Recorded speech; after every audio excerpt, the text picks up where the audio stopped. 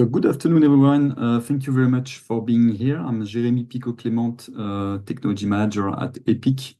And thank you very much for being here this afternoon for this EPIC online technology meeting on neuromorphic cameras. So a few words about EPIC. EPIC is the largest industrial network in the world in the field of photonics, with today more than 800 members. So we cover all the value chain of photonics industry, from the component manufacturer, the design and prototyping company, to the end users and system integrators.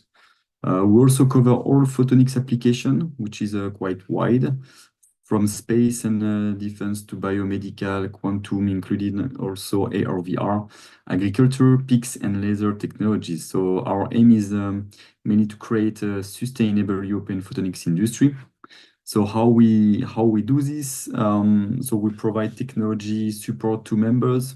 We provide also some market and technology reports, which are accessible to members on the website. Networking event, access to market. If you want to explore US market, Asian market, so something that we can support you, mentorship, HR support. We have a website, jobs in photonics, and also investment. Here is the EPIC team. So we are now 12 people working at EPIC, all passionate by photonics. So I'm personally part of the technology team and in charge of optics and optical systems. And in terms of application, I will be in charge of space defense, AR, VR, agriculture as well. And I have two other colleagues in the tech team, Antonio Castello, who is expert in biomedical and lasers, and Ivan Nikitsky, who is in charge of quantum and integrated photonics. Few words also about the next event we'll organize. So as you may already know, we organize some physical meetings, but also online meetings like today's. So about physical meetings, we are this week organizing an event on quantum technology at Quantum Effect in Stuttgart. Also something on computer vision system at Vision at Stuttgart also. In November, we'll have something on microelectronics and photonics in Munich, and also laser and photonics application at Compamed. In December, we'll have something on medical diagnosis and treatment at ICFO in Barcelona, in Spain. And then in January, we invite you to check the website, because we organize a lot of different events during Photonic West in San Francisco. And for online meeting, so we have some things on sustainability workgroup meeting this week. We have also some things on marketing and other OTM on industrial laser processes, photonics technologies for advanced light sources, and also we have something in November on artificial intelligence in optics, design, simulation, and manufacturing. A few words also about the participants of today's event. So all these companies registered to this event. As I said at the beginning, we try to cover all the photonics industry, so all the value chain, all the different parts from the R&D to the end user and system integrators, including metrology and testing companies, materials companies, component and modules companies, service provider, etc. And as you can see, we try really to gather all these people in the same room and to make rise some interesting discussion on technology topics. Here is the agenda of today's event. So we'll start with the first presentation by Benjamin Bory from ATLANT 3D, then Eric Beller on neuromorphic sensors for defense from Thales. We'll have a presentation from Dylan Muir from SynSense on neuromorphic vision. Christophe Posch from Prophesy on metavision formations. Then Christian Murad from Voxel Sensors, Flight Sight with Nicolo Camarlingui on neuromorphic sensor for security and surveillance. And we will finish this meeting just before 5 p.m. with Javier Iturbe from Ikerlan on DVS preprocessors and Lightfield DVS. So thank you very much for your attention. Few rules, I would say. So it's a 10-minute presentation plus 5 minutes Q&A. We really invite you, to ask every question you will have, because it's a part also of this kind of meeting, to exchange about technology topics. So thank you very much. And now I would like to invite our first speakers, Benjamin Bory from ATLANT 3D, to start the presentation. So Benjamin, Please, the floor is yours. Yes, thank you.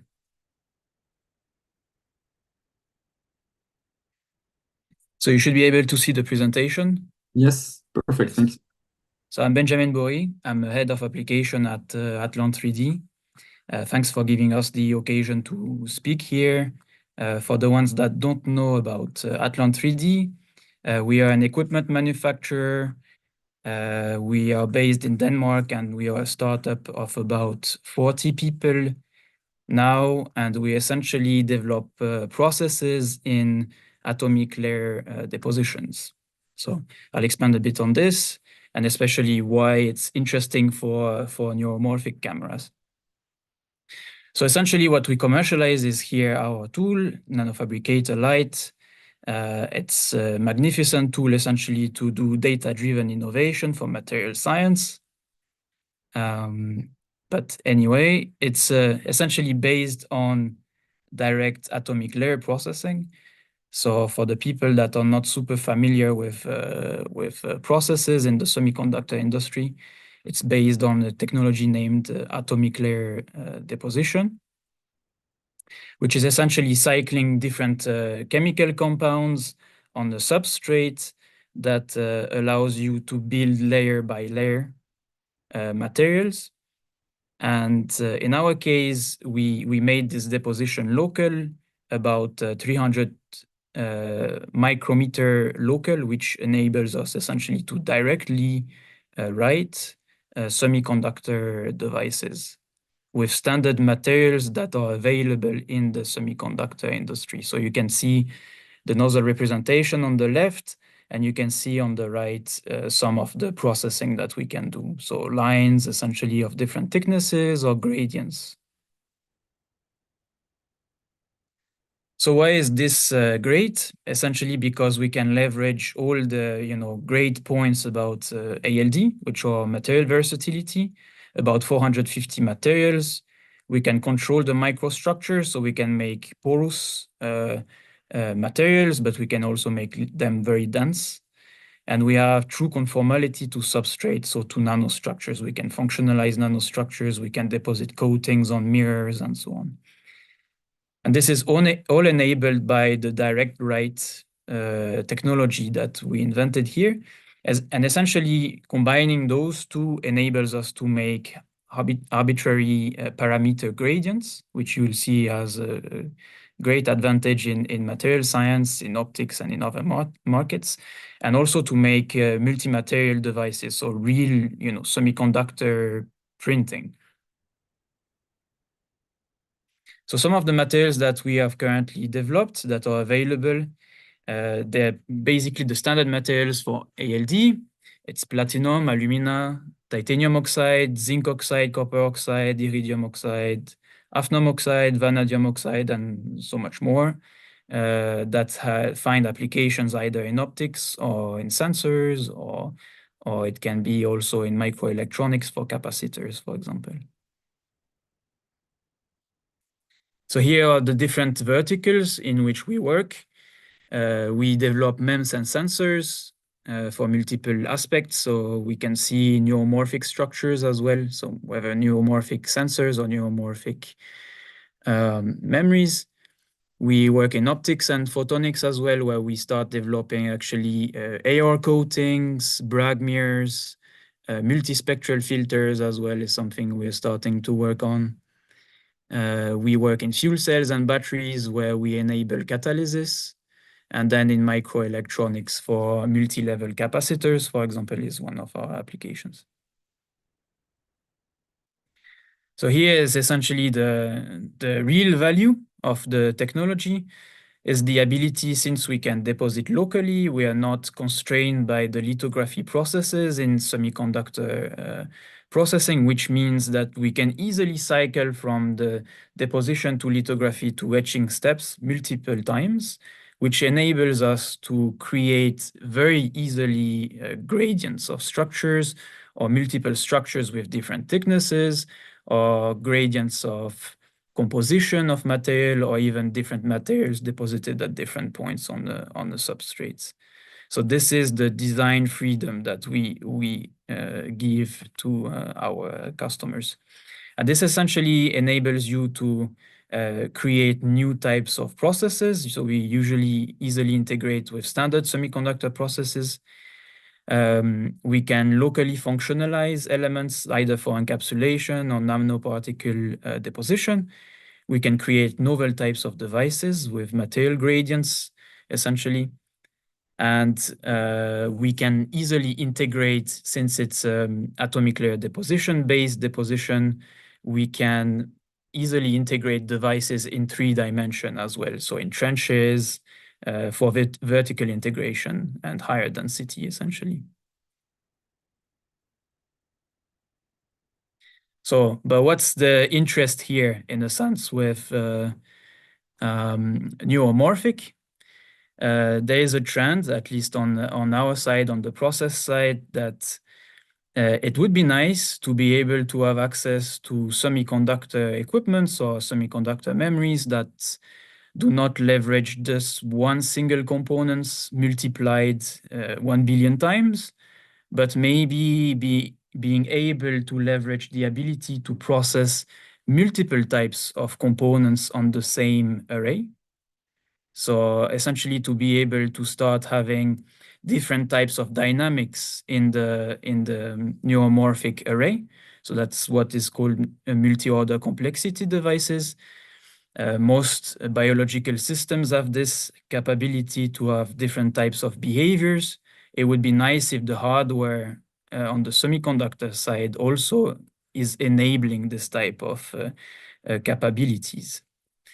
And this is very difficult, I would say, for standard semiconductor because processing, because you're basically asking them to make one element different from the one that is positioned next to it, which is really not what they're made for. So here's a type of devices that could be of interest in this multi-order complexity. It can be tri-layer metal insulator metals, or metal semiconductor metal, or metal with other elements in between. And this is where we can really leverage our tool, is to enable this type of concepts where you can create essentially gradients of either thickness, let's say gradients of titanium dioxide, or gradients of vanadium oxide, or even compositions, or gradients of zirconium and hafnium oxide, each of them yielding different types of dynamics. It can be phase change memories, it can be ferroelectric memories, essentially. And the idea is to be able to process this type of elements on the same, neuromorphic array, and give the designers the freedom, essentially, to have different types of dynamics at different positions. So it's something that we started developing. So it's inside the European project named ATOSense, in partnership with the Institute of Electrical Engineering in Slovakia. So here are the first, trials, essentially, of this concept, where you see the difference in colors. Here on the left is essentially a gradient of titanium dioxide that varies from 50 nanometers to 10 nanometers in thickness. It's a tri-layer structure of platinum, titanium oxide, platinum. It's just a capacitor, basically. But here, essentially, as you go up, all devices exhibit different types of dynamics and essentially different capacitance, breakdown voltages, and so on. And you can see on the right similar types of structure, where we started varying a bit the top electrode, in that case with tin oxide. So if you remember the list of materials I gave initially, with all those, vanadium oxide, hafnium oxide, and so on, those are materials that we are going to start to integrate into this concept and see essentially what are the, change in performances and data we can extract from this. So here are some initial results, essentially, from this type of concept, with platinum and tin oxide as the top electrodes. and you can see essentially different capacitance obtained with this concept. And this is going to essentially provide a large data set for material science, but also for designer of neuromorphic chips once we start, leveraging this for designing multi-order complexity types of arrays. So yes, I am at the end of my presentation, and I welcome your questions. We are very open as well for collaborations. We are mainly material scientists, and if you have ideas on concepts for neuromorphic arrays and how to apply it as well to neuromorphic cameras, we are really open for discussions. Thank you very much, Benjamin, for this nice presentation on this interesting technology you have developed at ATLANT 3D. Any question for Benjamin? You can raise your hand through Zoom at the bottom of the screen. You have a button.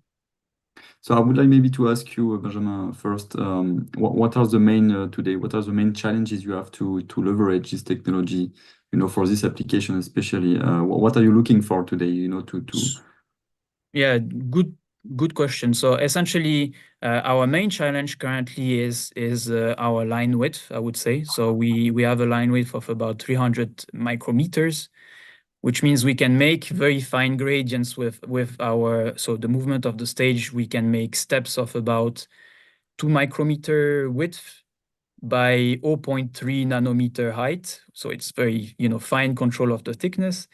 But essentially, we need to apply on top of this another semiconductor process to be able to achieve, device sizes that matters, right? So we need to do standard lithography or even e-beam lithography on top of it. So we will need to collaborate with other, partners to be able to make fully functional devices that can scale for, let's say, for real application in the semiconductor industry. We can make proof of concept like we do here with, platinum lines that are 300 micrometer large, but let's face it, it's not going to be, in the end in the production line if we cannot, So you can't go today. You can't go forward without a partner. Yes, exactly. Yes, you would need to meet someone who. Yes, so Yeah. we can bring the ability to have this variability in the gradients, in the materials, in multiple types of depositions, but we will still need, some collaborative, efforts. Yeah, perfect, interesting. So I think we should discuss this also together with Epic because we could introduce you to some companies, in this industry, which could be interesting. Any question for Benjamin?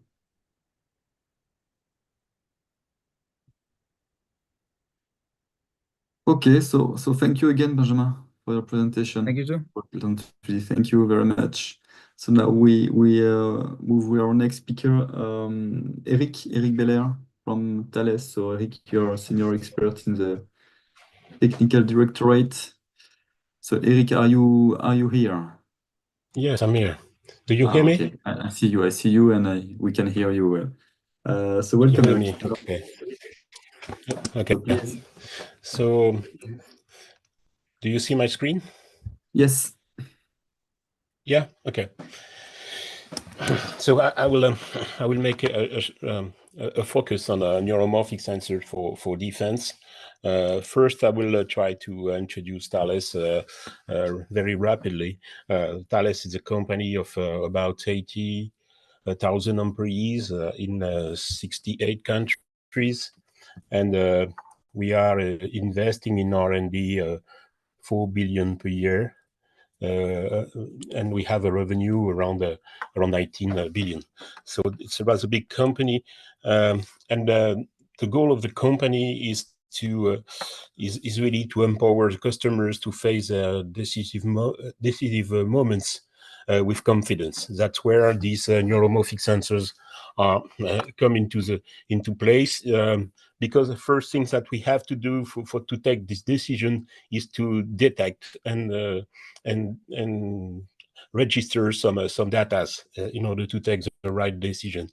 And that we will see that these neuromorphic sensors can bring some added value for that. We'll see that in the near future. In Thales, which is a rather big company, I'm in a business line called optronics and missile electronics. And in this optronics, because I'm mainly on the optronics side, we are now doing different applications. We are doing equipment for defense, which could be for land, for airborne, or for naval applications. Here you see, for example, a pod, a targeting pod, which is very largely developed and sell. It's our fifth generation of pods that we are producing for quite a long time. We are also doing scientific lasers, and that you see here on the second picture. And we have this missile for the guidance of missile, obviously, but we have also these cinema zoom applications that we are addressing. So we are not only defense, but we are also addressing some science and civilian applications. Just to go fast, we are this business line footprint is not in France only. We have a lot of people in France, but we have also some large development center in the UK, especially in Scotland, in Glasgow, and we have also some activities in making cryogenic coolers in Eindhoven and in Blagnac, near Toulouse in France. And we have some developments of camera, mainly based on uncooled sensors in Canada. Okay, so here I introduced you that we are in the Thales Optronics and Missile Electronic business line. We are addressing mainly all the type of defense applications, land, airborne, and naval, and we identified a lot of applications on which the neuromorphic technology could be very interesting. And it's really what I want to present to you today. Some of the outputs that I will present today are coming from an EDA program, an OB study called NEDA, to which we participate.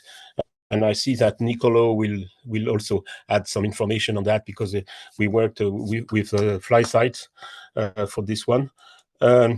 We work with FlySight, with Marduk, the University of Luxembourg, and SALT also. We're part of this large consortium, and together, the 5 partners, we identified several advantages of this technology for our defense applications.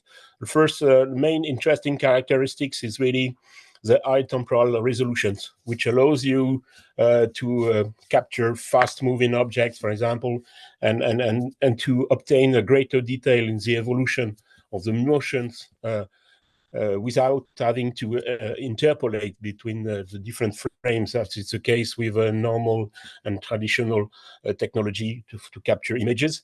And so it could be very efficient if you want to apply some tracking algorithms, for example. And it has a low latency, that means that these neuromorphic sensors can respond very quickly to any change in the environment, and allows you to take a very fast decision, which is sometimes very, very critical for defense application.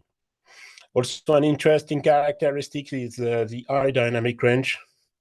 So you can, if you have in the same image, capture some bright objects, a bright part of the scene, and also dark elements of the scene without losing any detail. This is very interesting, especially in several type of applications. For example, if you imagine that you have a large field of view, very large field of view, if you want to make to protect, for example, the platform on a 360, you would have some parts which are in the bright part illuminated by the sun, and you would have some shadow for some other parts, and to have this automatic adjustment of the dynamic, because the dynamic is really very large for this kind of sensors, pixel per pixel. So it's very an advantage, yes.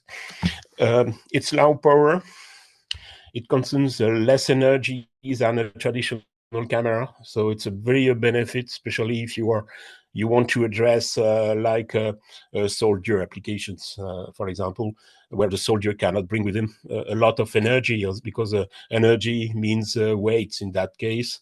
And if you want to, they are very supporting large weights, and so to have a low power means less weight and more informations that you can, let's say, capture per kilo. And the data sparsity, it's very an advantage, and especially when you process the data which are at the output of the sensor.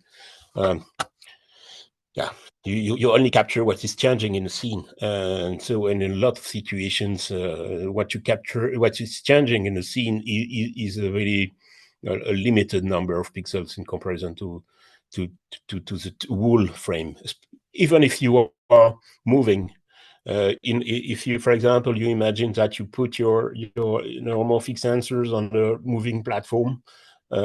A lot of the part of the image are very uniform in terms of illuminations, and they won't detect, they won't generate any change in the image from frame to frame. So in this kind of situation, a neuromorphic camera is very interesting.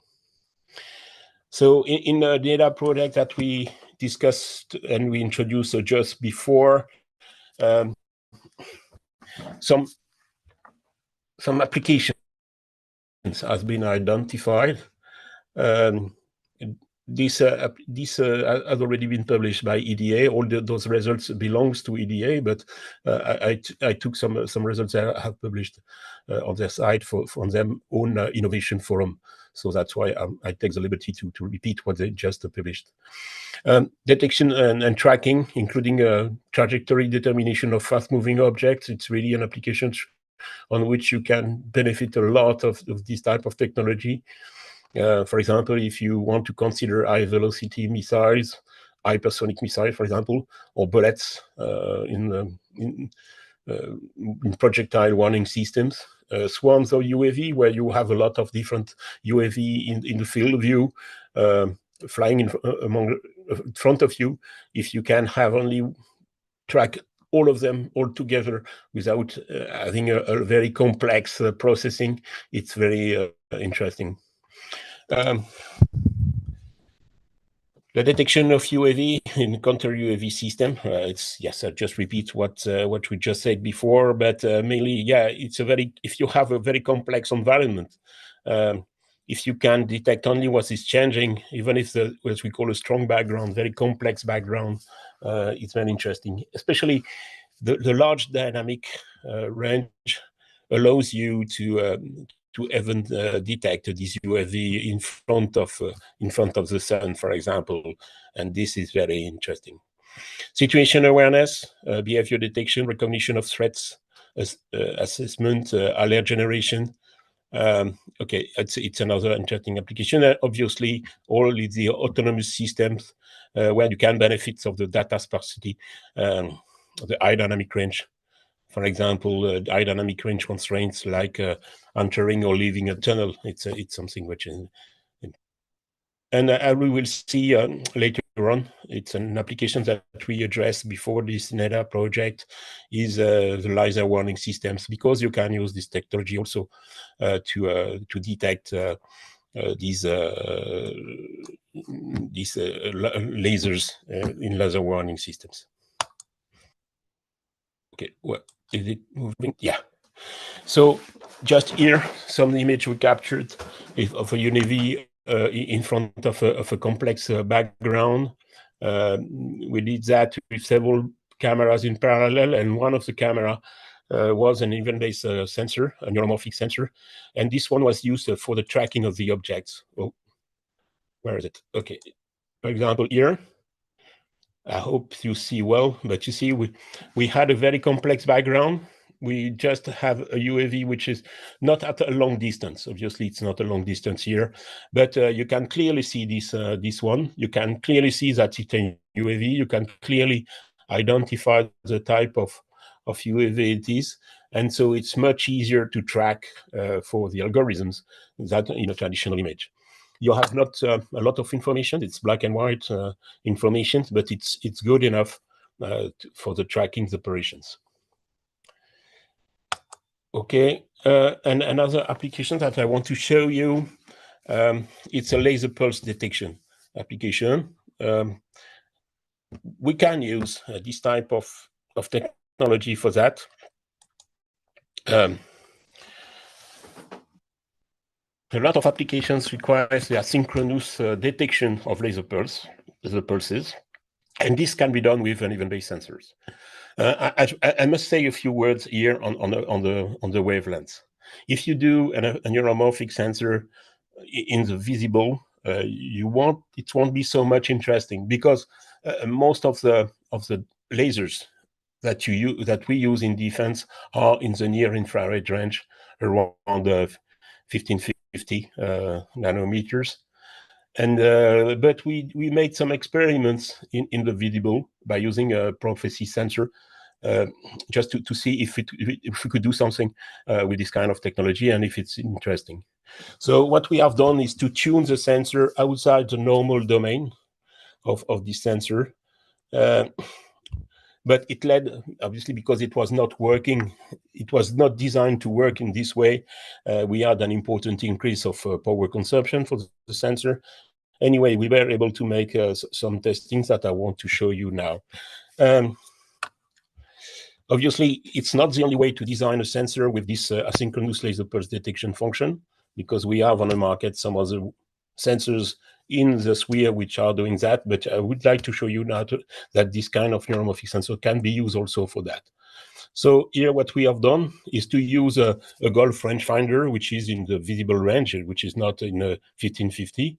And you see here, with the normal settings of the sensor, you see that this guy who's having this rangefinder in hand, yes, you can see this pulse, but you have also a lot of parasitic information, which are coming from each type is moving anyway, and things. What we have done afterwards was to change a little bit the settings. How can it goes? Doesn't move. Okay, no, yes.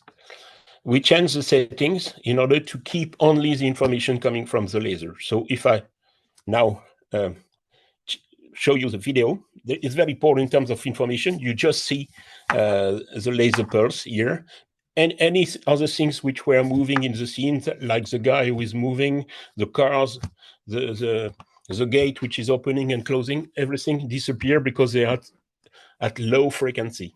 And so you can tune your sensor in order to keep only what is changing fast in the image, and not the low frequency evolutions. And in that way, you can keep only this laser pulse information, which is the case when you are when you have this normal ALPD function in a sensor, and you can harmonize your sensor with any other one in order to have the complete information of the contacts plus this detection. So this is working quite interestingly. So that's it for my presentation. I just wanted to show you some of examples of applications in the defense domain. We think that there is a large benefit of this technology for our applications. That's why we are trying to continue to work around that, trying to see if we can have a disposite of an event-based sensor in the infrared domain. We know that in US there were some programs around that also. There is some work done in the UK, some work done in Israel also on that. And so among Europe, several actors are interested in this technology. And we are trying to pursue on that. Thank you very much. And I give you my contact if you want to contact me after the presentation, because I know that it's not so easy to exchange during such a presentations. Thank you very much. Thank you, Eric. Thank you very much for your nice presentation and giving us some example of the use of such technology in defense. Any question for Eric? So you mentioned at the beginning of your presentation, Eric, that you could be able, using this kind of technology, you could be able to do the DRI, so detection, recognition, and identification. But I'm just wondering how you could recognize a target using event-based sensors. The detection is I can Easy, understand, but for recognition and identification, how you could make the difference? It's something that we are working on, and a lot of people are working on.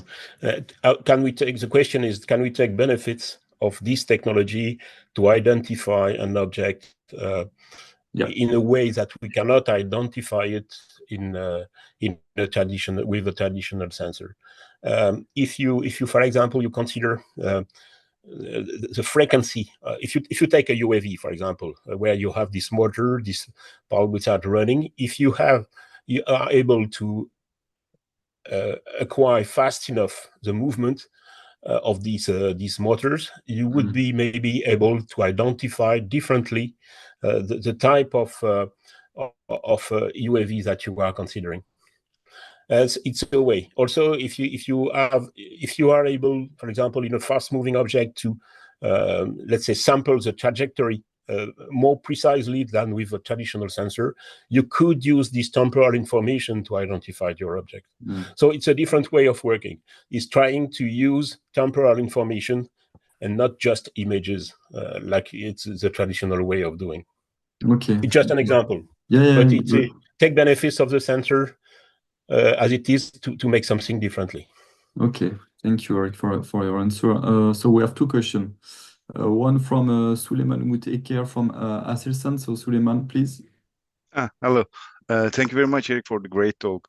I actually have one question. You said when there is a strong background, even in front of strong background, it's possible to identify the AUHV. But what if the background is highly cluttered? For example, it's full of trees and it's windy, the position of the tree branch always changing. Then how does the neuromorphic camera act in that kind of scenario? Thank you for your answer. I think it's mainly depends on the resolution that you have on those trees. If other pixels maybe could be quite large, and if you defocus a little bit, it could be quite uniform, even in the case of wind. And in that case, it won't be, even if you have some wind on the trees, it won't generate any events or very few events. And you would have to take care of some events, obviously, on this strong background, but not so much that can be, and these events generating the strong background in that case could be easier to let's say to analyze by traditional algorithm than if you have a lot of information. It's the fact that you would have less information to analyze really is a benefit that we can see. Thank you. Thank you, Suleiman. And last question from Deal Defense. So Bertrand Georgi Skigeti. Yeah, thank you very much. Thank you very much for your nice talk, Mr. Belair. I was asking myself regarding your high dynamic range. You also mentioned that it's also not a problem if the picture changes from very bright to very dark or vice versa. And I was wondering how fast the dynamic range can be adjusted to this sudden change. Well, in fact, it's not really. If you have a strong change on a pixel from bright to dark, it will generate an event. The change will generate an event. What I said, and maybe I was not clear enough, is the fact that each pixel is each pixel reacts to a relative information. So if you are in a bright sector, for example, in a bright area of your image, it would be a few % of change will generate an event. If it's dark, it will be also the same, roughly the same percentage of change. And so if you, for example, you imagine you are in front of the sun, and if you have a UAV in front of the sun, it will decrease the illumination locally, where the and so it will generate an event. And you see, so even if you are in a bright area, in bright region, you can generate event if you have an object which passes just in front of that bright region. Okay. It's really that. It's not okay. Yeah, I guess And it's now really pixel per I missed the pixel. It's main not point, frame. but now I understand. Yes. Yeah, it's not really frame Thank you. by frame like it is for the traditional sensor. It's really pixel per pixel. I think, Okay. yeah, Prophecy would explain that better than me. But yeah, anyway, it's really the way it works. I'll come back to this Thank you very question much. later, if you like. Christophe can answer that. Yeah. Okay, so thank you for your question, and thank you again, Eric, for this interesting presentation. My pleasure.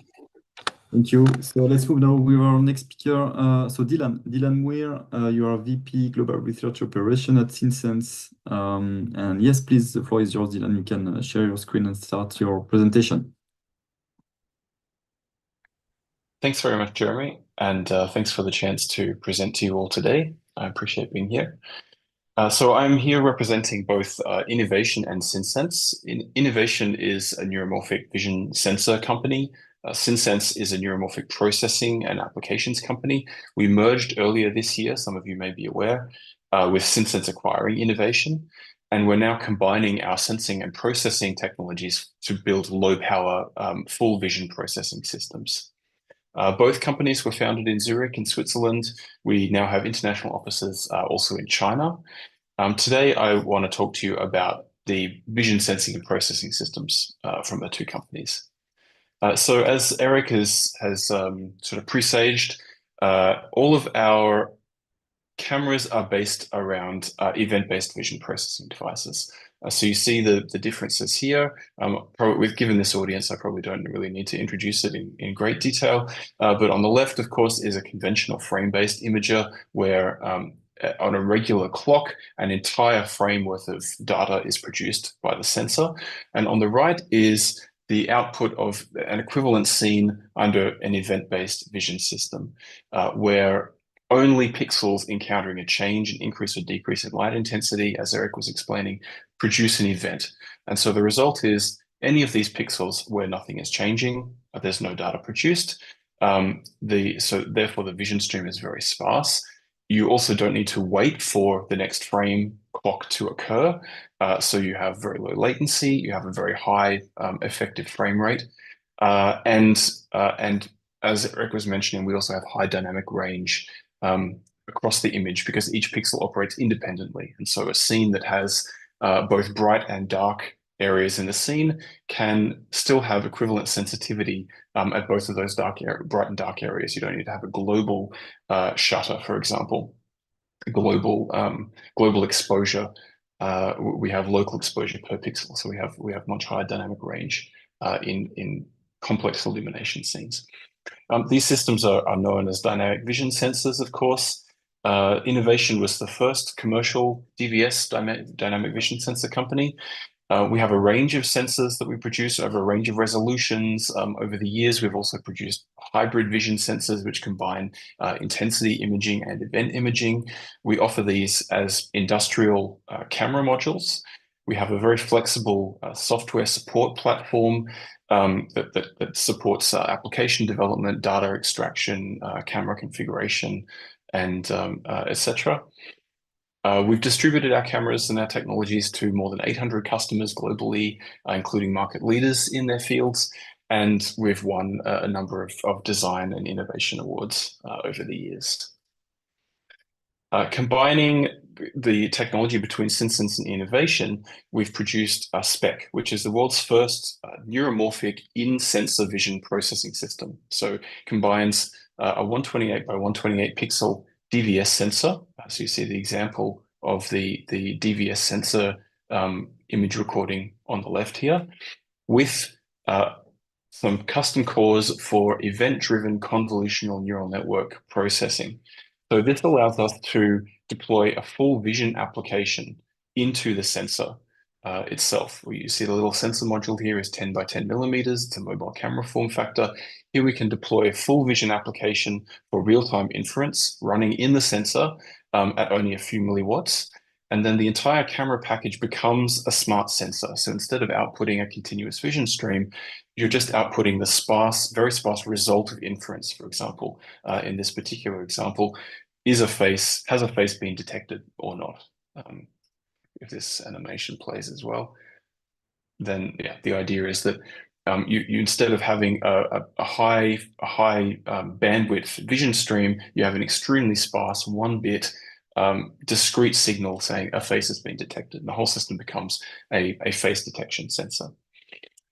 So this is based on around convolutional neural networks. So anything you can train a convolutional neural network application to perform, for example, gesture detection, face detection, behavior detection, anything you can do based on vision with a CNN, you can deploy into spec and having real-time low-power inference running at just a few milliwatts.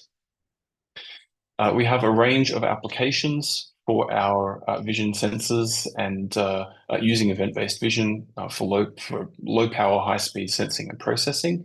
The first one here is from one of our collaborators at Khalifa University. They've built a high-speed whole inspection system based around our DV Explorer camera. So the usual approach for hole inspection is to use a high-resolution camera to pause at each hole, obtain a high-resolution image, analyze each image in turn, and so this of course takes some time. Using the extremely high effective frame rate of a DVS camera, you can see that we're able to scan the camera very rapidly past a number of countersunk holes for inspection, and where a conventional frame-based imager would have extreme motion blur in this scenario, the DVS-based imager obtains motion blur-free frames based on event detection. So this has a number of benefits. Of course, you have increased speed. You can scan past a large number of holes very rapidly and perform the analysis with at least 10 times faster than with a conventional system. And of course, there's much less data to analyze. Based on the event-based imaging, we have just a sparse event stream coming out. We can pick out the holes very clearly. The rest of the image is not producing any data, and so there's much less data to analyze for each hole. The next application is one we've developed for live tracking of active infrared beacons, which we've deployed already at a reference customer. The concept here is that we have a number of these active infrared LED markers, each of which is flashing an encoded ID. And this is detected by the DVS camera by ignoring static data and just looking for events which are encoded at the flash rate of these active infrared beacons. So we can track a large number of active beacons over a large space in each camera. Our first reference customer is an ice rink, where we have a large number of skaters being tracked simultaneously. But this system can also be deployed for a large number of other active beacon tracking applications, for example, drone position tracking, robotic asset tracking in warehouses, live tracking for spacecraft docking, etc. And here, of course, we're leveraging the low power, low latency aspects of event-based imaging. I have an example here, an application for in-sensor processing based on our spec device, combining the DVS sensing plus the CNN-based vision processing in sensor. We've deployed a number of these similar attention monitoring scenarios where the goal is to detect some aspect of the behavior of a person sitting in front of the camera. We deploy this, for example, for in-cabin automotive driver and passenger behavior tracking, where the attention of the driver is defined as the driver looking directly at the windscreen. Distraction would be the driver looking away. passenger behavior detection also for when the passenger is doing something to distract the driver. These are all applications that require continuous monitoring with low latency. We would like to be able to detect inattention with essentially human real-time latency, meaning less than 100 milliseconds. And we'd like to be operating continuously at low power, of course, which for us means less than 10 milliwatts, ideally much lower than this. Here you see the system running for face detection. We're able to deploy this entire system in the sensor as before. We obtain high accuracy, more than 95%, 99% accuracy for driver and passenger behavior monitoring. Operating at very low latencies of around 50 to 60 milliseconds, and operating also at low continuous power. So the mean total power consumption of the sensor plus the vision processing stack running in sensor is only one to a few milliwatts running continuously. So these aren't power cycle numbers. These are really long-term continuous power consumption. Finally, we've deployed a prototype system for eye tracking based on our DVS imaging and spec-based processing. This is based on real-time tracking of the pupil location, providing very low latency gaze direction estimation. Obviously, latency is very important here. We're deploying this for AR, VR, wearable glasses applications.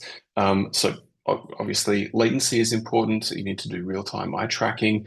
Low power is, of course, important. These are battery-powered wearable devices for AR, VR systems. And physical size is important. So we have a very small, very compact sensor module here, which is ideal for the eye tracking use case. So thank you very much. I appreciated the chance to present to you. I'm very happy to answer any questions you have about the technology. Thank you, Dylan. Thank you very much. Any question for Dylan? Dylan, regarding your, you mentioned an application, the active marker tracking. How much this technology is sensitive to, environmental condition? Can you see through rain? Can you see,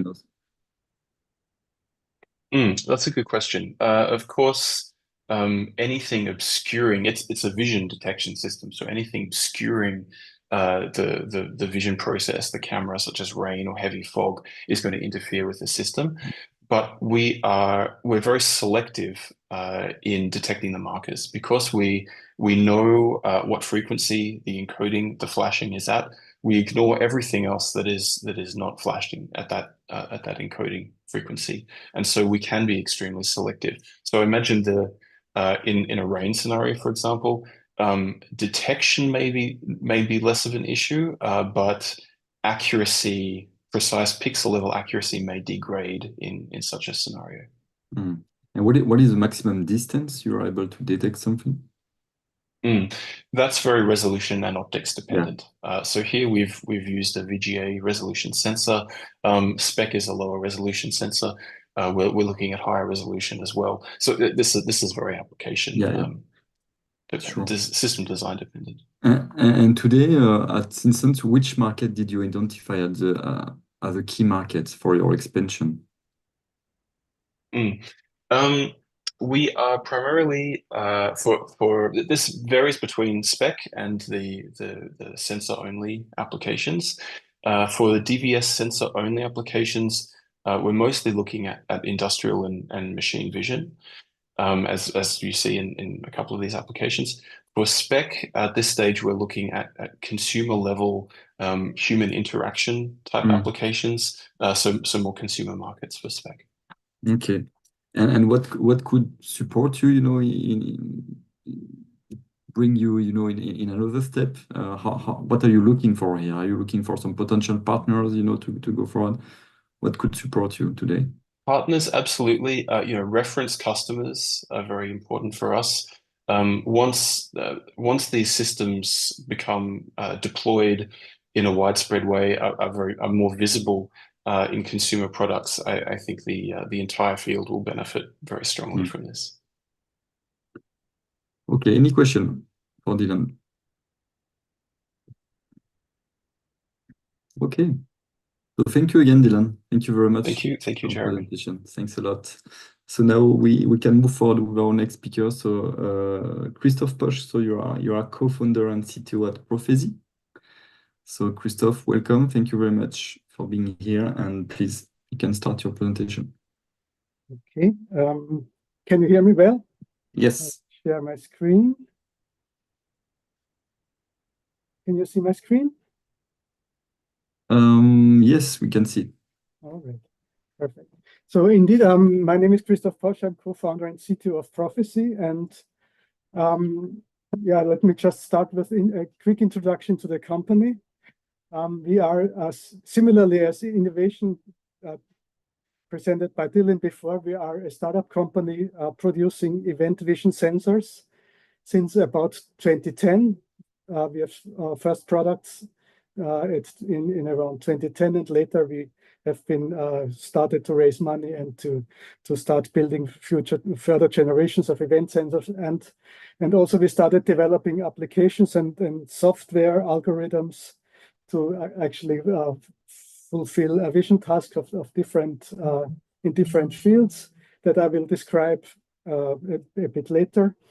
Today we are a company of about 120 people. We are a European company only. We are headquartered in Paris, in France. We have a second R&D office also in France, and we have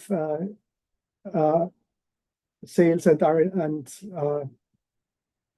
business development offices in China, Japan, and also in the US. As I said before, we are developing the sensors themselves. So we are designing event vision sensors, such as the ones described by Eric before. For example, Eric, I think, was using our sensors partly in parts of his applications.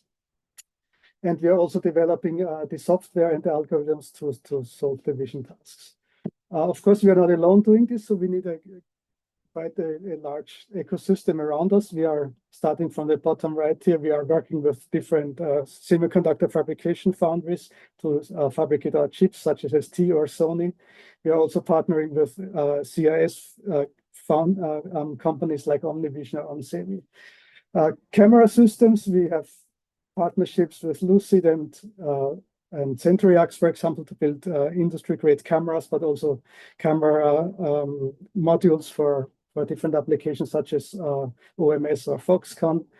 There are partners of ours also developing, not only ourselves, but also with partners. We are developing the applications and the software for these applications, such as SynLabs, for example, for eye tracking, Xperi for driver monitoring, Ultraleap is doing hand gesture for AR, VR, etc. System integrators, of course, need to bring these cameras into a system for industrial vision, for example, such as Bosch or Framos. And we try to work a lot also with embedded processor manufacturers to help them to make the connections between the sensor and the processors from automotive to mobile, such as Qualcomm, Intel, AMD. We have a new design kit, Korea design kit, where we use an event-based camera together with a Korea processor from AMD. Also, we work with Asian chip manufacturers such as Rockchip or iCatch. So just as a very quick recap, and all this has been explained already by Eric and Dylan before, but yeah, event sensors, just in a nutshell again, and maybe this is answering also a few questions that have been coming up before. But especially about event sensors is they are pixel individually reacting to what they see in front of them. So each pixel looks out into the world and detects for itself independently and autonomously what's happening in their field of view. So if there's a change of brightness of a certain magnitude, what we call a temporal contrast, the pixel will react to this and will produce what we call an event. An event is simply defining the spatial temporal point, so the point in space and time where this change in brightness has happened. So you can see, for example, this is not a video, so I'm not showing. So this, for example, if something is rotating like a hand here, then the result of the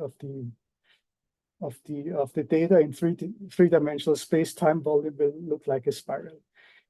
Here is another little video that you see that, again, as described before, event sensors only react to changes in the scene. So the background, this door, this window in the background, the chair, these objects do not change. They do not trigger the sensor to produce any data.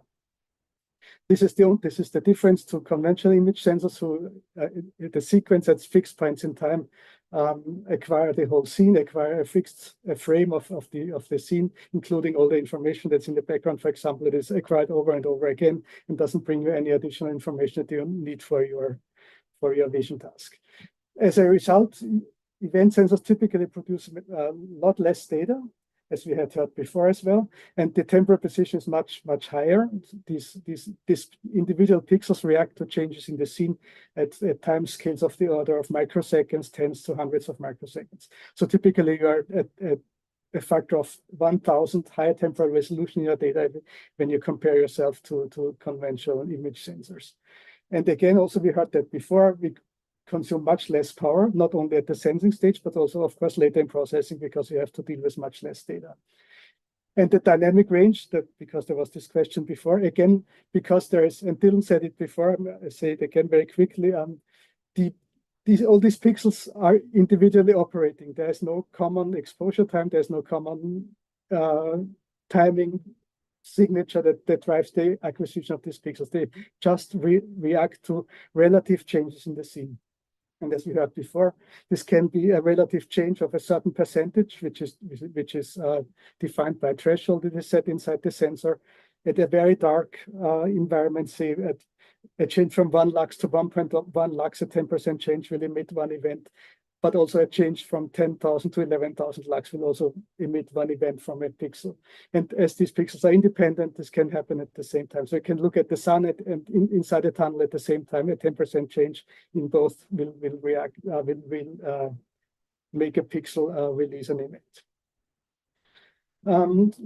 Just a little timeline, as I said before, we are building event sensors since quite some time now. We started the Gen 1 sensor, already started 2010 here. It's after the foundation of the company in 2014. This became our first product. And since then, we have arrived at the 5th generation of our sensor. We have been in parallel developing the software. This is a software development kit SDK, which helps you to develop your own applications or to utilize the sensors in your applications and try to find out how you can actually program your own applications there. There's a lot of code samples inside. There are different algorithms inside you can use to develop your own application. For the sensors, we see that we have been changing the process, of course, have evolved over time. So the pixel sizes of the past, where we had large pixels of the tens of micrometers, now we are at the order of 5 micrometer pixels, and the future, the next generation coming out will have 3 micrometer pixels. Yeah, as I said, we have a lot of users of this metavision SDK already. There are 15,000 members now using this software development toolkit to develop applications of event sensors. We have heard a lot about applications. Dylan and Eric have described some of them, but indeed it's very wide. You can use them wherever you use computer vision, machine vision. You can use event sensors. So this goes from industrial automation, industrial robotics, to mobile vision, which I will show you an example later. There's, for example, driver monitoring we heard before that includes eye tracking. For example, there's head pose estimation, there's face detection. We do object detection, such as in a traffic scenarios, you can detect, for example, cars or pedestrians, bicycles, other two-wheelers, vans, etc. We have a data set out that has 7 classes of participants, of traffic participants that can be detected based on this event data using this neural network approach here. And now I actually want to show a few videos, and I'm hoping really that they will play over Zoom as well. So what we are doing here is we are using a conventional camera and acquire frame after frame of this scene with very fast motion, and we see that there's blur. We use the information of that an event camera records during the exposure time of this frame to actually compute a correction map. And as you can see, we are able to create out of this blurry picture a sharp picture just by using these fine grain temporal information from the event sensor to deblur this image. So this is fully based on the motion information that is recorded by the event sensor during the exposure time of the frame camera. Of course, they both have the same field of view and see the same scene at the same time, and they're also synchronized in time. So to be able to compute these correction factors that you need to actually get from this.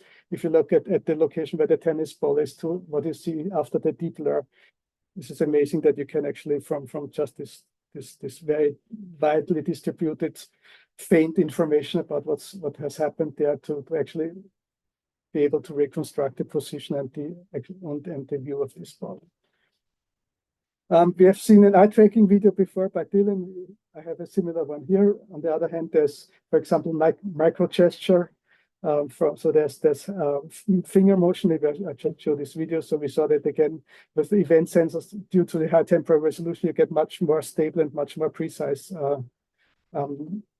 gaze direction estimation. You can do this with update rates of hundreds of hertz, for example. So event vision is a very, very hot candidate of being the future technology used for eye tracking. At the same time, what this gentleman is showing here is he's doing micro gestures, small gestures with his finger, and the camera is in the glasses, looking down at his hand, and he's controlling his smartphone by just doing these little gestures with his hand here. Automotive we have seen before, but here, for example, is a good example how this high dynamic range operational capabilities of the sensor is helping you in adverse lighting conditions, and that's what we see here. So here's the car coming in with the high beam on, and we are still able to detect this pedestrian coming from the right side behind the parked car. It's very early, it's detected, and when the bounding box is drawn around this puppet here, the pedestrian is actually detected. That works well not only during daytime, as you can see here, perfect visual conditions, but also during these very adverse conditions here. And we have been actually benchmarking these results with this is actually the Ford Focus with state-of-the-art mobile eye plus radar forward collision warning system. And we could show that especially during these nighttime scenarios, the detection rate and also the speed of detection of the event-based system was much superior than the state-of-the-art system here in this test car. I skip this one, but there are other applications here, like, for example, this company in China is doing fall detection with event cameras. This has the advantages not only of being able to do this with very low power and in a very autonomous system, but also privacy protection can be guaranteed much better than with a conventional vision system. There's traffic monitoring here, and this is the last video. This is another video where we show actually these are real data from Paris opera dancers being deblurred using the same features that I showed before with the tennis player. These have been acquired with relatively low illumination conditions, so that's why we got this blur in the images. And then using the event data again, you could deblur these images and make these beautiful pictures. And that's all I have for today. Thank you, and looking forward to any questions you may have. Thank you very much, Christophe. Thank you for your presentation. So any question for Christophe, you can raise your hand through Zoom again. I was wondering also, Christophe, how do you plan to scale your technology across these different industry, and what are your main challenges you have to face when you expand into new market like XR or smart cities, for example? Yeah. How we scale the technology or how we scale the business? What is the question? How do you scale? Yeah, how do you scale the? I would say it's linked somehow. How do you scale the business? Let's talk about the vision. I mean, it's indeed, as we saw before, there's a lot of different fields and applications that can be served with event-based vision. Obviously, ideally, there's fast motion in the scene. More ideally, there's high dynamic range in the scene as well. And even more ideally, you have limited resources such as limited power, for example, limited transmission bandwidth, so edge devices, for example. So if these things come together, low power, motion, ideally high-speed motion, and even better high dynamic range or uncontrolled lighting conditions, this is where event-based vision can really show value. And yeah, we are, as we have seen before, we are looking at some specific places where we believe that these qualities come together, such as, for example, the XR market with eye tracking, hand tracking, gesture recognition, etc. These are portable systems. They're typically battery powered, so you need to make sure that they are small, they consume little power, and they are integratable in a larger system, etc. The mobile application where we are able to, as I showed, to deblur images taken with the main camera of a mobile phone, and you put the event camera next to it, and with the same field of view, and deliver this deblur functionality to your photographic camera is one very interesting applications. But indeed, as Dylan also said before, industrial vision is very important. There's a lot of high speed there. There's a lot of fast-moving objects on conveyor belts, on fabrication processes, etc., that can be monitored very well. Also in high dynamic range scenes, like, for example, laser welding or these kind of things, high-speed industrial robotics. Also drone flight, all kinds of robotics applications where things ideally move fast. This is where we see a lot of traction. But indeed, we are forced, of course, as we are a small company, we are forced to concentrate on a few of these markets. But then we try to, Yeah, sorry, please go ahead. No, then we try to either partner with someone who we work with together in order to develop an application, such as, for example, XPI has, for example, we have been partnering to develop this driver monitoring system. The first one that is actually do not need to use artificial illumination during the night. It fully lives just from the dashboard lights and the environmental light conditions that are there. This another company called SynLabs that have been developing a very, very beautiful eye tracking application on using our sensors. Or we develop end-to-end solutions ourselves from scratch to the final product running on the application processor at hand for the applications, such as this mobile deep blur application, for example, which is poised to come out in the near future, where we developed everything from scratch, from the sensor to the software, to the algorithm, to the data sets, to the neural network, to the training, to everything until it runs on the final application platform. Okay. So that depends a little bit on the markets and the use cases, but typically we try to partner with others. Sometimes we develop end-to-end, but our main business model still is we sell the sensors. We fabricate event sensors and sell them in for different applications with different resolutions, for example, with different specific building blocks built in, such as different pre-processing stages, etc. This is our main model. Thank you, Christophe. And yeah, thank you again for your nice presentation of Prophecy technology. Thanks a lot, Christophe. So now we move with our next speaker, Christian Murad from Voxel Sensors. So Christian, are you here? Yes, I am here. Can you hear me? Yes, we can hear you. So hello, Christian. So you are Chief Product Officer at Voxel Sensors. Yes. Yes, the floor is yours. You can start. And can you see my screen? Yes. Okay, thank you. So yes, thanks for having me here. I'm Chief Product Officer and co-founder of Voxel Sensors. Let me first give a few points about Voxel Sensors. So we are a Brussels-based company. We co-founded Voxel Sensors in March 2020, so just before the first lockdown. Today we are 20 people, mainly located in Brussels. but also we have a couple of folks in the UK and the USA. We are VC funded. We raised up to 13 million euros for the seed round. We invented the SPAS, so the single photon active event sensor technology, which I will introduce today.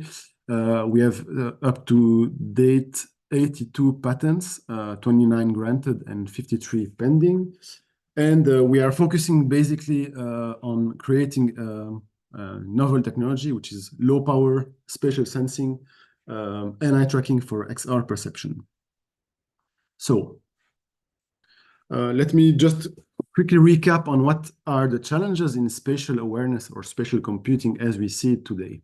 So we need first to have a system, let's say, that is low power, high resolution, and low latency, because we plan to run on AR devices, and these devices need to run for the whole day, let's say. So we need to be very low power, and also we need the low latency in the 3D mapping of the world, because we want to have to minimize the lag between the digital world and the real world to have a meaningful experience. The second point is that we need an accurate and a robust system, because the quality of the depth data that is acquired directly impacts let's say the user experience and the quality of the function. And of course, if you think of multiple users wearing a similar AR headset, these headsets need to work together and not to interfere between each other. So we need a 3D system that is capable of working in any light condition, but also working with other headsets or other systems running at the same time. The third point is that all these systems need to be miniaturized and a very small footprint, because the XR trend or the AR trend is going to smaller eyewears, wearable devices, a bit like what the Ray-Ban Meta is doing. So this is the kind of devices that are envisioned in 5 to 10 years from now. So every technology that is integrated there needs to be miniaturized. And the fourth point is that any system that is integrated today, as we see it, needs to be multifunction. So all the OEMs want to have a sensor or a system that is capable of doing more than one function. So let me talk about what we are actually doing as a system. So this is a very basic principle of our system and how it works. So on the first hand, we have a laser beam scanner. So basically today we are using a 2D MEMS mirror that is shining one single laser dot across a scene and generating a Lissajous pattern with one single laser dot. And on the receiving side, and this is our core IP, where our core IP resides, this is our invention, is the single photon active event sensor. Its aim is to detect the laser dot position at a very fast rate, which means that in tens of nanoseconds, the sensor reports the laser dot position in the scene and sends out this XYT position, which means that on the processing side, if we know the laser projection vector at any given time, and also where it is seen by our unique sensor, we can triangulate this laser dot position in the scene, and hence we create a new 3D point at a very fast rate. So every 10 nanoseconds, we have a new 3D point in our depth map or in our point cloud. So our system is not a frame-based system, but is a serialized sequential system where we provide a new 3D point every 10 nanoseconds.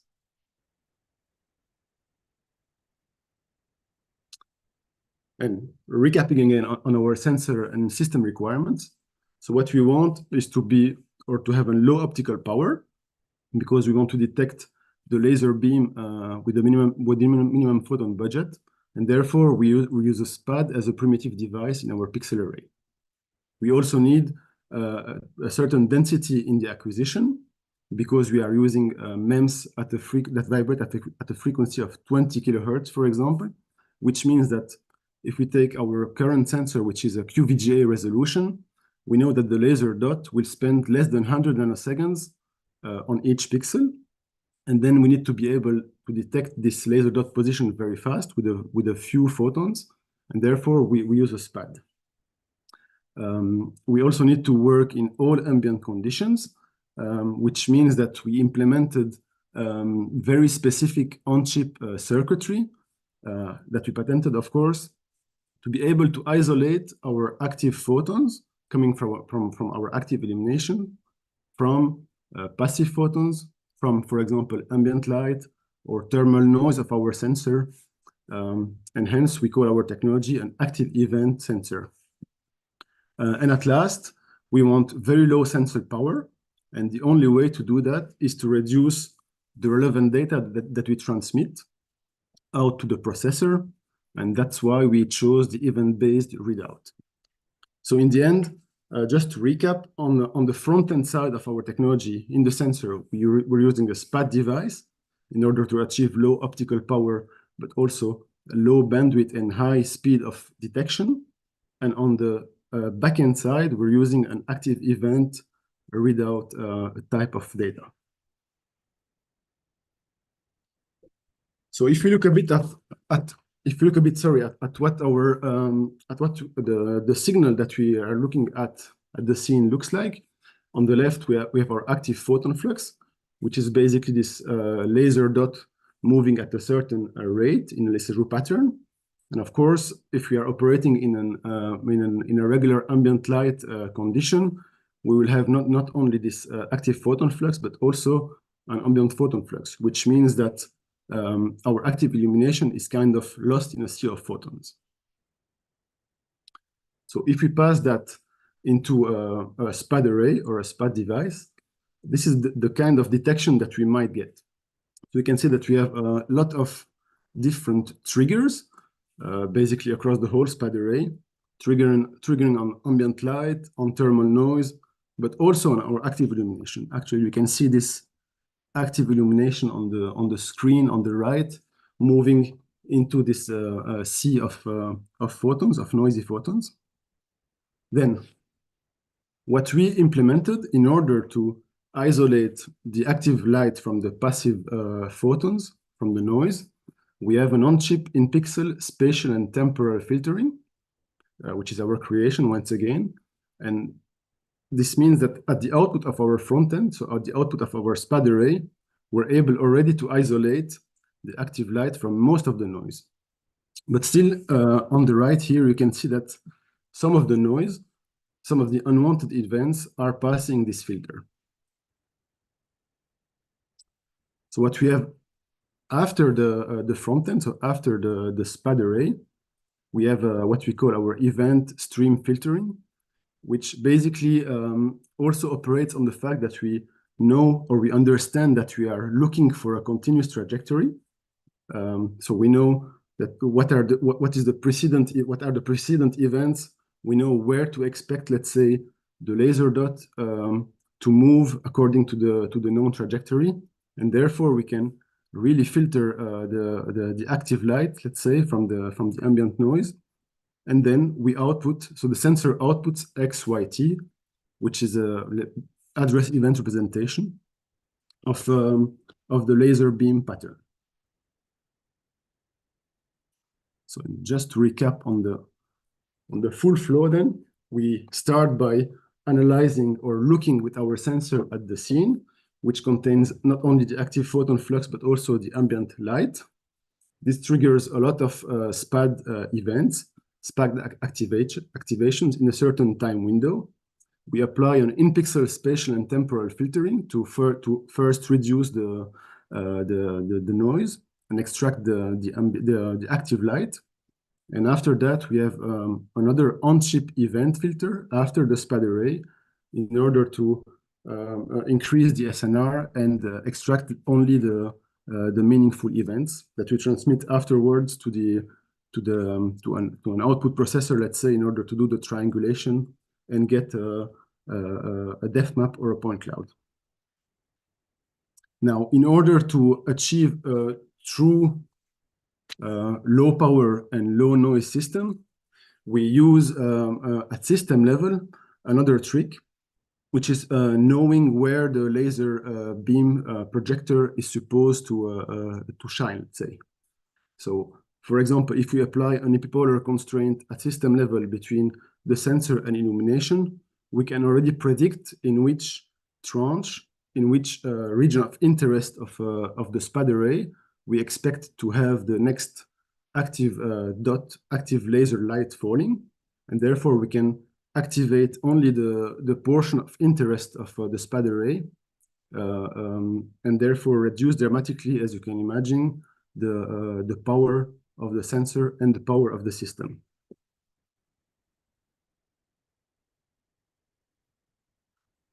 And this is where, or what we have today. So we started first by applying our SPAS technology for 3D sensing. Today we have the second generation of evaluation kits, which is deployed at many of the OEMs in the XR industry. But our solution is not only a fit for 3D sensing. We are also addressing other use cases like eye tracking, OptiTrack, and so on. So this is, by the way, what you can get out of our SDK. So what you see here is a depth map and a point cloud of the scene. And the hand here, by the way, is the hand of our CTO, Wout van der Tempel, who was supposed to give this presentation, but he's in a train right now going to Vision Stuttgart, where we also have a booth. So if you are also there and interested in learning about voxel sensors, please feel free to pass our booth. And so to recap, today we have two evaluation kits that we are providing, two different evaluation kits that we are providing to customers, Andromeda 1 and Andromeda 2, which are based on our first silicon. And we are also deploying later this year a miniaturized version of our technology, which will have a MIPI CSI2 output that we are also planning to integrate into very interesting ecosystems early next year. That's it for today. Thank you for your attention. Thank you, Christian. Thank you very much. Any question for Christian?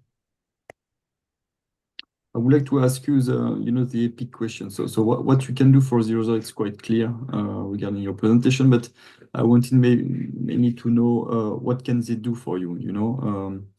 What are you looking for here by presenting your technologies? Well, that's a very good question. I think so. Today, where we are as a startup, we're starting to our Series A fundraising with a plan to close it, let's say in February 2025. We're definitely looking for partnerships, either at the technology level or let's say at application level. We're also very keen to collaborate on the processing side of things, knowing that we are using an address event representation, so very similar to what classical event sensors that were presented here today are using. In terms of market, you are going to be present. Is US market interesting for you? Is Asian market also interesting? Or you are mainly focused on European market? I guess if you are looking for being used in consumer market, I would say that you are already in the US. But can you say a bit more about this? Yeah, so maybe you heard it at my voice. I just came back from a 10-day business trip in the US, so I'm a bit jet lagged. So sorry about that. So yes, definitely we are. I mean, the first market we're targeting, because we see there is a clear fit for our technology in the future, is the AR, VR, XR market. So definitely there, US and Asia are let's say a must. There's a second market, more mature, that we're targeting, which is industrial, basically, machine vision, robotics, drones, where there's also a need for low power, low latency 3D sensing. Okay, so let's stay in touch, because we have also at Epic, some contacts which support European companies to develop their business in US and in Asia. So So if you are interested in, we can also support you. So we stay in touch, Christian. So thank you very much for your presentation. Thank you. Thank you. So now we move with our next speaker, Niccolò Camerlinghi from Flysight. Yes. Head of I will research. try to share my screen. Yes. Can you see my screen? Yes, you can start, Niccolò. Okay. Thank you for inviting me to this seminar. So my name is Niccolò Camerlinghi, and I'm working as head of research in Flysight. And in this presentation, I will try to describe our experience with neuromorphic sensors in the context of security and surveillance, specifically for automatic target detection. Before getting into the actual topic of the presentation, I will just spend this slide to describe Flysight. So who we are. So Flysight is a small medium enterprise located in Italy, specifically in Livorno, and it's a software house operating in defense and security domain. What we do for a living is that we do software to support the decision, and we are strong in remote sensing, data analytics, artificial intelligence, and augmented reality. And what we could offer to our clients is our flagship product, which is called OpenSight Mission Console, which is essentially a cross-platform solution to perform data fusion, which will feature an engine for GIS, augmented reality, artificial intelligence. And of course, if it's needed, this solution can be customized, or we can also customize and produce a solution from scratch for clients that needs that. And what we are looking for is clients, of course, but also we are very interested in scientific and industrial partnership. So if you feel that we can be helpful to you, please feel free to write me an email and I will try to address that. Getting to the topic of this discussion. So the aim of this study was to have the possibility to evaluate having cameras in comparison with regular cameras in this security and defense domain. And especially we want to evaluate their potential in challenging conditions. And also we want to just understand how mature is artificial intelligence in this context, specifically for target recognition. So in order to do this, we set up a workbench to measure relative advantages of these two modalities. And specifically, we built an equipment that is acquiring visible and event at the same time. And we performed the dedicated data collection in order to gather the images and the data to be able to run this comparison. So this is a picture of the setup I was discussing before. As you see here, is pretty research right now, but still it makes the job. So it consists of two cameras mounted on a fixed rig. The visible camera is a stereo camera from Stereolabs. It's called Z2i. In this work is actually not used as a stereo camera, but as a regular camera.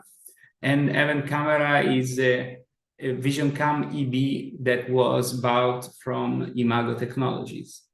So this setup was mounted on a fixed rig, and the fixed rig was mounted on a tripod. We also developed a software based on metavision SDK and ZSDK to allow to acquire at the same time data. And as these two cameras, they have different FOV, specifically the visible camera has a larger field of view. We develop a procedure in order to crop the visible field of view to the one of the event camera using a flashlight, which is visible but in the event domain due to the fact that there is modulation of the light, and also is visible, of course, in the visible domain. And in terms of the event camera, we also set up the biases of the camera manually, which is kind of the weak point probably of all this approach, as I will be able probably to explain to you later. And so we moved this setup to a rural area, and we used the person, car, and drones as targets. In this short talk, I'll be able just to show some qualitative results for drones and some quantitative results for person. Okay, so the aim of this talk is to evaluate automatic target detection in both domains. So in order to do so, we decided to use probably the most common technology for this, which is named YOLO. And specifically for the visible domain, we use YOLO V6 that was trained on the COCO dataset, which is a general purpose dataset that was built by Microsoft. It includes 81 classes. Among them, there are pedestrian and cars, and the other classes, the other prediction were ignored for this study. In the event domain, we use what is the correspondent of YOLO V6, which was trained on Gen 1 dataset, and which is a dataset for automotive, and it's basically feature two classes, pedestrian and cars. Despite the fact that these two algorithms have a similar name, they behave in a quite different way. For example, in the visible domain, as we all know, what we do is that we collect frames and then we perform the inference for each frame individually. And so the maximal inference rate that you could achieve in this situation is basically driven by the frame rate of the video you are acquiring. In the event domain, on the other side, the situation is completely different.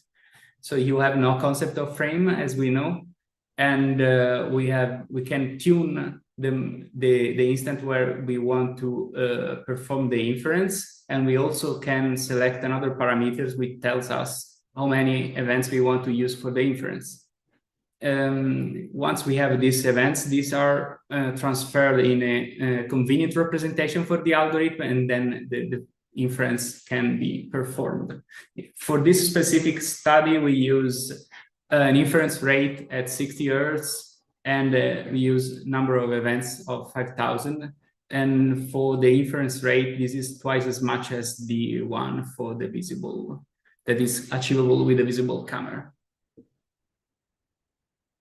Before getting a little bit to the results, just to explain to you how we collected data and we stratified them and which kind of KPI we looked for. So, as I told you before, we collected data of person. We stratified this collection in three different categories. So we have person in low light conditions scenarios or at night, person in complex background scenarios, and person in unobstructed scenarios, which means normal person without any form of visual impairment. And in order to measure the possible advantages of this modality, we selected these two KPIs, which are the time to detect the target. So the number of seconds basically that takes for the algorithm to perform the first detection of the target, and the false positive rate, which accounts for the number of false alarms raised by the algorithm. And for all these KPIs, less is better.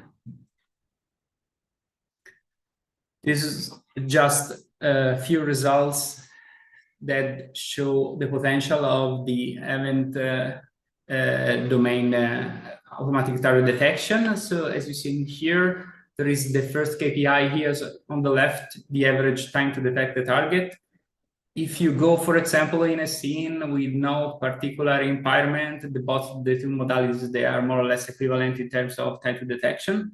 But when you go, for example, in low illumination scenarios or in scenarios with complex background, then the situation is completely different. And the advantage specifically for this last situation is pretty evident.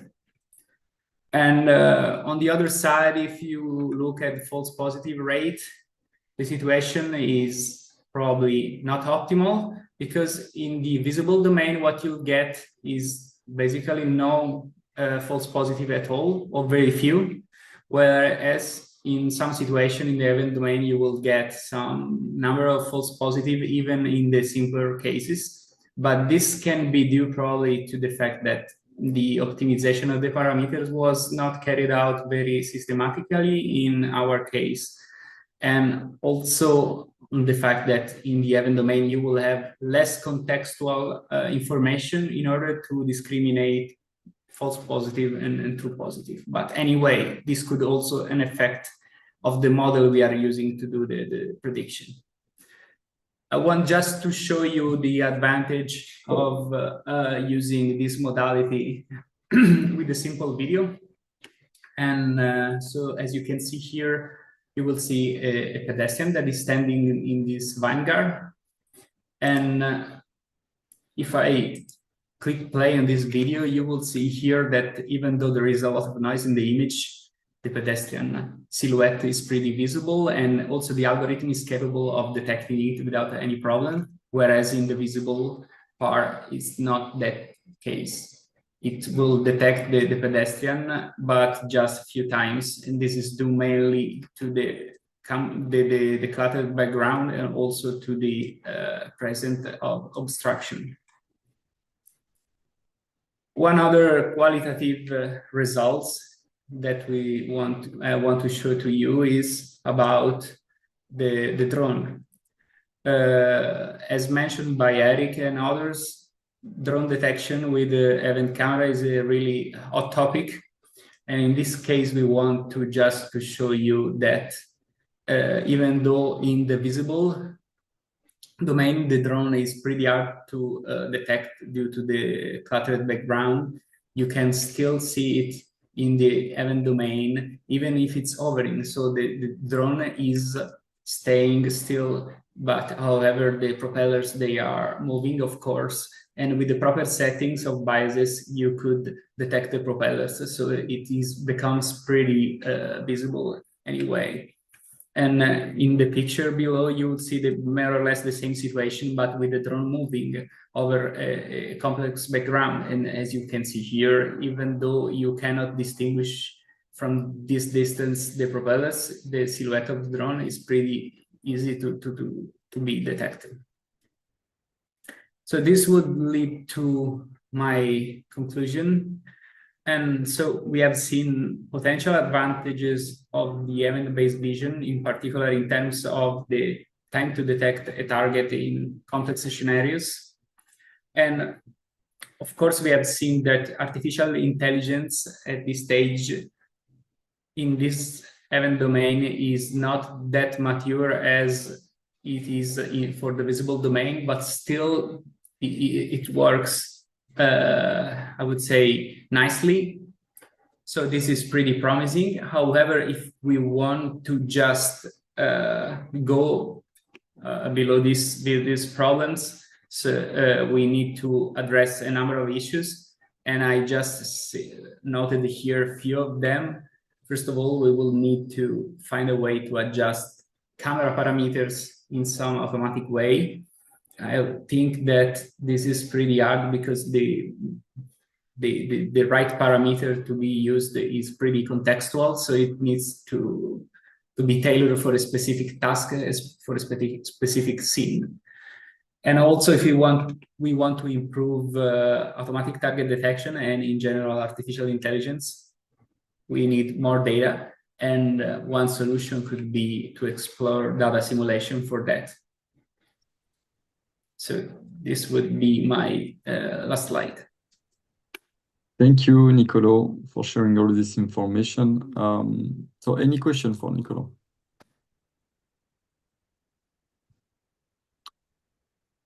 So how much is important, how much AI is important in this context? So you mentioned several times, AI. Is it a key for you, to bring this application in another level? So what could we do, to improve the use of AI for this application? Yeah, I think that artificial intelligence is pretty important, for example, for my company, but in general, it is probably one solution that allows you to solve many problems with more or less the same approach. So I would say it's a game changer if we do it properly. And for what concerns the study that we show here, for example, automatic target detection, this could open, the artificial intelligence could open to automatic application. I mean, it's pretty easy, for example, to detect one target maybe in the event domain, but it's another thing to understand which kind of target it is. And artificial intelligence, for example, could solve this for you. So this is my opinion, would be a killer application for this. Okay. And today you have some partnership of collaboration with other companies or research and development center on AI especially, or you do everything in-house? I mean, we have done in the past some collaboration with other companies about AI, and we trying to expand collaboration with new companies. So we are very open to that. But technically, we try to do everything in-house, but we are open also to other companies. Okay. Okay, so thank you, Nicolo. Thank you again for your presentation. And now we welcome our last speaker of the day. So Javier Iturbe from ATLANT, and you will talk, Javier, about DVS preprocessor and Lightfield DVS. And you are Nibble AI EU project coordinator. So nice to meet you, Javier, and please, the floor is yours. Yeah, we'll share the screen. Can you see it? No. No. Okay. Oh yeah, sorry. I forgot to press this one. Now?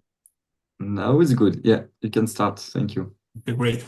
So first of all, thanks for giving me the opportunity to be here today. And I think we need a kind of a change of the mindset, because prior to me, all the companies or all the talks were companies, and now we are coming from more research perspective. And of course, this doesn't mean that we are not interested in trying to go for commercial at some point of the technology we are creating, but I think we are not yet at this stage, right? So thankfully, I can skip this intro to DVS technology, because we have had a very good introduction before, and we can go right to present ourselves. So ICERLAN is the largest technology center belonging to Mondragon Corporation, which is itself the seventh, I think, largest business group here in Spain. We have a pretty small team of engineers that are allocated to DVS technologies. And actually, we have to admit that we are ourselves newcomers to these technologies, but we see a big potential to this kind of new vision. And we believe that companies should be able to harness these new capabilities that these technologies are allowing to, and we are fully committed to doing that. From the research perspective, we coordinate Nimble AI project, as you correctly pointed out before. We are here exploring two different DVS-related technologies. One of them is what we call foveated DVS, and the idea here is about dynamically allocating resolution to the different parts of the sensor, depending on the gains of information that each of these region is bringing to the application. And the second one that we are going to be covering better later on is about, well, we call it Lightfield DVS, and it's about enabling event-based, passive, and monocular 3D perception. When it comes to us in ICERLAN ourselves, we are focused on developing what we are calling PEGI, which is a digital DVS preprocessor. And our aim is to bridge together the existing gap between event-based vision and mainstream user base that is on traditional or more popular conventional AI technologies. And of course, we also want to provide support to exploit the new modalities, vision modalities that we are creating in Nimble AI. This is some information, kind of a glimpse about what PEGI preprocessor does.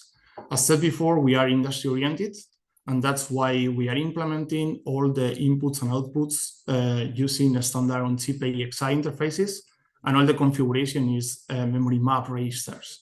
So easy for SoC integration at some point. The inputs are standard DVS, like Prophecy and innovation that previously were mentioned in this call, foveated DVS and Lightfield DVS. And the outputs are standard data structures like the maps, time surfaces, and frames. And the rate at which these structures are delivered can be configured and can be quite high. Some hundreds of frames per second, for instance. The idea here, of course, is to enable other AI processors, which are running industry-grade AI models, to process these data structures and to somehow harness the benefit of all the investment and all the technology development that is being done in AI processors today. The architecture itself is a multi-core. Each of the cores is event-driven, is ultra-lightweight design. So the idea is to spend as low area as possible. And the outputs, as I said before, are time-driven. We are always using model-based processing. So we are not using AI ourselves in the processing that the cores are doing. And we provide support for filtering, optical flow estimation, and depth estimation. Currently, we are focused on low resolution, but we have a plan to scale up to high resolution as the Prophecy IMX636. We are prototyping our preprocessor design on an FPGA, and we have plans, but there still are plans, to go to silicon in 26-27. So this is kind of a preview of what we do with the two types of processing that are already implemented. We have on the left side the lightweight event-driven optical flow, and we aim to use this for tracking moving ROIs, so to drive the foveation in foveated DBS that I mentioned before. We can also do filtering by motion, so direction as well as speed. And another interesting feature of this is we can select dynamically the span of the time windows that we are using for different event-based processing that we are considering to do later on. And well, the potential for navigation is something that we are still not sure about, but depending on the accuracy and depending on if we can leverage any partnership with someone doing this kind of applications, we could estimate as well. On the right side is about spatiotemporal filtering. I will not extend too much on here, but I will only highlight that this stereometering is also needed in the Lightfield DBS technology that I was mentioning before, and I will be explaining later on. Just to highlight the number here, preliminary estimations show that we can increase the match ratio when doing stereometering with the Lightfield DBS in around 30%. Our BEGI preprocessor is coming hosted in an FPGA that is integrated itself in a PCB. And in this PCB, we are integrating together with commercial DBS sensors, as this one by Prophecy, which can be with or without the micro lenses to enable Lightfield DBS or more standard DBS. We also have here a connector for the time being because the foveated DBS is still on the foundry, so we have not make it work at this point, but we have the plan to integrate it here. And on the other side of on the back of this PCB, we have a PCI Express slot to be plugged there, a high-low AI processor, connecting with my previous slide. I was using AI processors for as a backend processor. And then we have the plan here to add another slot where we can integrate the Seneca SNM processor by IMEC whenever this comes again from the foundry in the next year. So the PCB has Linux and RAW support, and the idea is to allow interested parties to test vision applications using these vision technologies later next year. Now moving to Lightfield DBS, this is a work that we are doing together with Raytrix and CSIC in the context of the Nimble AI project. And very conceptually speaking, the idea is to couple together the microlenses array technology by Raytrix together with the DBS sensor by Prophecy, the high resolution 1 megapixel resolution one. And somehow, and just for the drama, right, this is inspired by the insect eye, as we can see on here. Trying to understand a little bit better how this works, this is a picture about the reflections that these microlenses array are projecting into a frame-based sensor. And here we can see that we can see like the visual features, like the point here of the two, are actually projected into neighbor microlenses here. And by correlating the local position within the microlens that this visual feature is located on, you can triangulate the actual origin of the ray, and from there you can estimate the depth. What happened here is that all these correlations are very computation energy intense, and today they can only be done offline. I mean, intense when dealing with frame-based sensors, obviously. And today you can only do that using GPUs, and you cannot achieve real time. So our concept here is let's put together the efficiency of the DBS, all the factors that we have been exploring today in previous talks, and the capability of the light field micro-optics to catch and to capture the directional light. And from there, the aim is to create real-time, monocular, passive, and 3D perception, which can work in below the millisecond latency. We have already created this version 1 of the Lightfield DBS prototype, again, using commercial parts here. Currently, we can work at 1 meter with tens of millimeters resolution, but the expectation is to go beyond this to 10 meters. For the energy, I will skip this one because currently we only have the measurement of the sensor itself, because we are still demonstrating this technology using a GPU, so it's not very good, let's say it like this. And still, we have demonstrated to be able to run this one at 6 milliseconds, and still quite path beyond to achieve this sub-millisecond latency. In terms of the resolution, we are in near BGA, you can see there. So let's show here a demonstration how it works. This rolling bottle is moving, is going far from us, and we can see here the pattern activations in events that the micro-optics are creating in the DBS sensor. Here we can see the estimated X and Y and the set on here, the depth map. As I was saying before, at this time it's only about proving the technology, so it's not optimal. And what we have done is we are porting or adapting the Roitrix light field algorithms that are being used for frame-based sensors, and we are applying time surfaces created out of the filter light field DBS events by Peggy.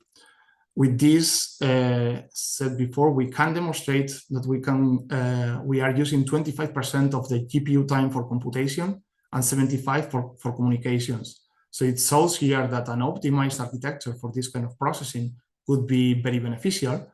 And this is actually what we are doing. And we are designing this event-driven accelerator based on stereo matching and using light field DBS inputs to be integrated in Peggy. We are also working in a second version of the Lightfield DBS, version 2, with the aim of extending the operational range and also the accuracy. Something to highlight on here is that there is SDK support for this technology. So the driver for matching with processing metavision has already been integrated into Roitrix RX Live. And of course, this is intended to go for running on GPUs, not yet in the accelerator that is under development. It's very interesting that this SDK provides automatic support for sensor calibration, as we can see on here. And we also have the Blender light field and DBS models that are combined together to create synthetic event flows, and including the ground truth for different scenes with controlled motion and lighting. So it means that potentially we can enable partners to explore this technology in ideal situations before really moving to actually using the technology that we are creating, that we are still ongoing on there. Something to highlight on here is the plan and the roadmap. In 2024, that we are now on there, we have already proven the technology. In 2025, we expect to finish the accelerator on the FPGA. And then in 26, 27, the idea would be to go for optimized silicon to really benefit the most from this new way of 3D perception. And this is just again to show where we would like to go for. And I think this has been a very repeated topic today, that one of the clear matches for this event-based technology are drones, especially lightweight drones. And of course, if we can add to this technology 3D perception, I think the real benefit could be in this kind of navigation technologies. And that's it. I try to be short and direct. Just on time. Thank you, Javier. Thank you very much. Any question for Javier before to end the meeting? Maybe just one question. We have a question. Yes, please, Cora Humert from the University of Edinburgh. Yes, hello. Thank you very much for that very interesting talk. I was just wondering, since you mentioned that this is inspired by the compound eye, could you say something about how analogous you think your DVS sensor actually, the LF DVS, is compared to a compound eye? Wow, this is a tricky question, actually. I think I said kind of it was also for the drama to some extent. Right? Well, because we have a biologist actually in the Nimble AI consortium that we never are able to understand well with. As far as I can see, and I know, there are not so many similarities, because in reality, when you go to compound eye, and actually correct me if I am wrong, but I think it's more kind of a pixel per microfacet. And here we are using 26 pixels per microfacet. So I think it's really more kind of an inspiration, but I don't think we can say that it's an exhaustive kind of similarity between the two, the biology and the technology, let's say. I would be very interested in having another discussion with you about that, because I mean, especially if you consider neural superposition eyes, for example, in Drosophila, and the neural processing behind that, you might actually have a higher resolution in the compound eye too than was previously believed. So actually, I'm happy to have a call and try to find synergies, because as I said before, I tried to do that in the consortium with this biologist. Probably you know him, is Lars Chitka, I think, from Queen Mary University. Yeah, but we never were able to actually understand each other. So maybe we, in another context and with another person that is from this area, we can have any opportunity to do something. Yeah, happy to connect. So it's Cora Humert, or otherwise you can send to me an email. Yeah, I mean, it's also possible, you know, if you need the contact, you contact me, you send me an email, and can introduce you to each of the speakers or participants. So, but you can also exchange, you know, in the chat, the contact. But yeah, it's a good point. It's also important, you know, if you need a contact after this meeting, just drop me an email. Okay. Thank you. Thank you very much, Javier, for your presentation. Thanks a lot for your participation. So before to end, I would like to thank all the speakers and participants of today's event, and we really hope that you enjoyed it. And we think that we will do it again, because it's an interesting topic and which evolve a lot and will grow a lot in the next few years.